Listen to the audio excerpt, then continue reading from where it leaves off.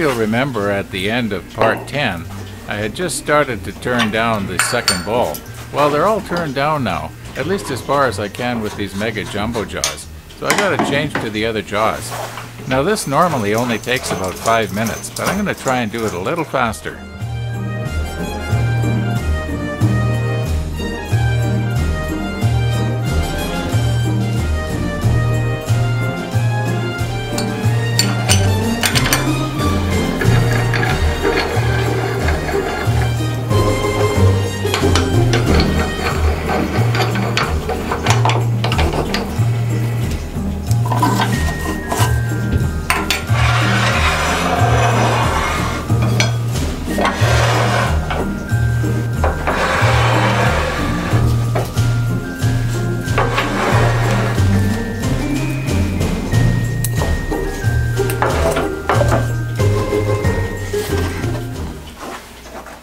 Okay, now I can get at the top half of the outside of the bowl.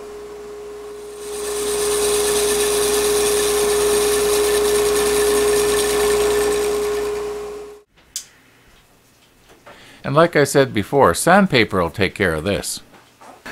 Well, I just finished turning down the last of these bowls here.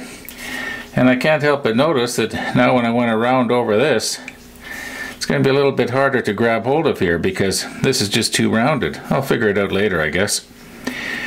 And now I just have to set up so I can smooth out the inside.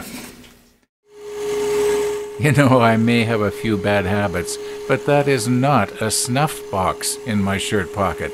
That's my lens cap.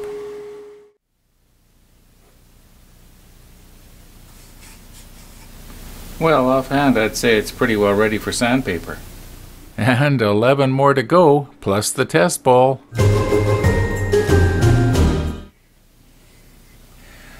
All of the 12 balls are turned down now, except I got to round off this edge here.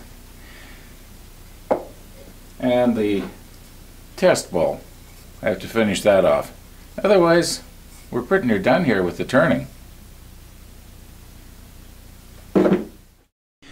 Now you may wonder, what about all those shavings and how much is there? Well, it's surprising how much there is just from these bowls.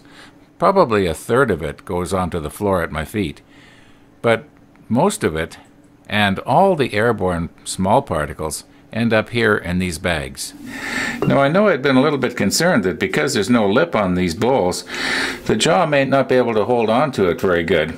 But as you can see, if I use the tailstock to hold it in, it'll work just fine. This is the test bowl, by the way. I'm going to just finish turning it down here.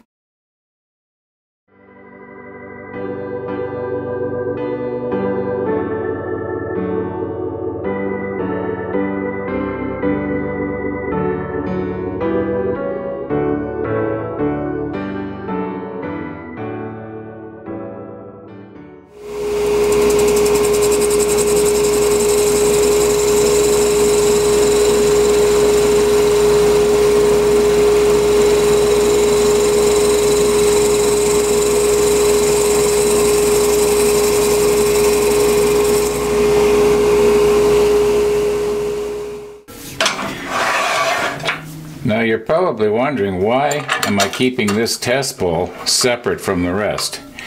Well, the reason being is because some of the pieces, they were sort of the leftover pieces, and I sort of picked out the ones that I felt were a little bit flawed, and so I made the bowl out of the flawed pieces. But as you can see here, it's pretty much the same size as all the rest. In fact, it's exactly the same size as all the rest. So okay, you're probably wondering, well, how am I going to tell it from the rest? Well, it's got a little hole in the bottom. All the rest, they don't. Okay, I'm all ready to start sanding here, but before I do, I want to show you a little safety tip here, and I did mention this once before, but not in this video. And the lathe naturally wants to turn towards you, because that's the best way to have it when you're turning something down. But for sanding, that's not such a good idea. Because what can happen is, you can catch your thumb as it's turning towards you, or a finger, depending on how you got your hand in it. Now, if the lathe is turning away from you, and all lathes are reversible that I know of, then your finger will sort of be pushed away. And it won't hurt quite as bad. Probably startle you real good, but at least you won't get badly hurt.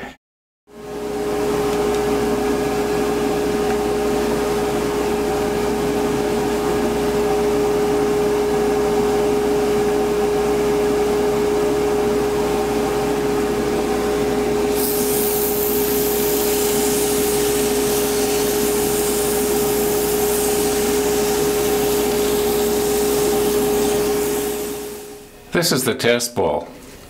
Started out with 80, then 150, then 220, and then I finished off here with 320.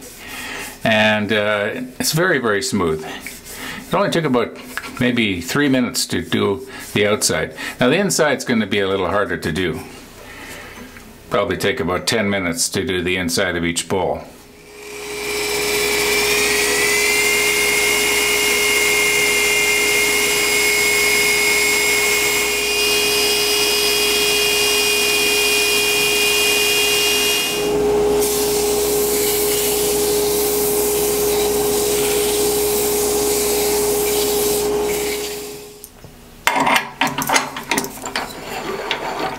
Well, that didn't take as long as I thought it was gonna. And I can tell from experience that's gonna look really nice once it's got a coat of Varathane on it. That mahogany is gonna look great. So now we just have to do the last 12. These are the good ones. These are actually the Christmas candy bowls that are gonna be used as gifts. Remember, I was saying that I wasn't sure how I was going to be able to clamp onto the top of the bowl now that it was sort of rounded over and there was no lip on it, so that I would be able to get rid of this sharp edge. Well, once again, I'm using the tailstock just to hold it in. And then watch what I'm going to do here.